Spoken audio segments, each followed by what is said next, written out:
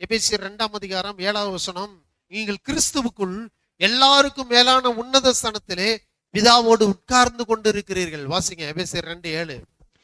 கிறிஸ்து இயேசுவுக்குள் நம்மை அவரோட கூட எழுப்பி உன்னதங்களிலே உட்காரவும் செய்தார். எப்படி மேன்மைப்படுத்திருக்குன்னா, இயேசுவனுடைய பாடு மரணங்கள் உங்களை எப்படி மேன்மைப்படுத்திருக்குன்னா, இன்னைக்கு பிதாவுடைய வலது பார்சத்துல இயேசுவோடு கூட உங்களை உட்கார வைத்திருக்கிறார். இயேசுவனுடைய பாடு மரணம் உங்களை அங்க உட்கார வச்சிருக்கு. அதை தெரிஞ்சுக்கிறீங்க. நீங்க சாதாரண ஒரு நபர் கிடையாதுயா.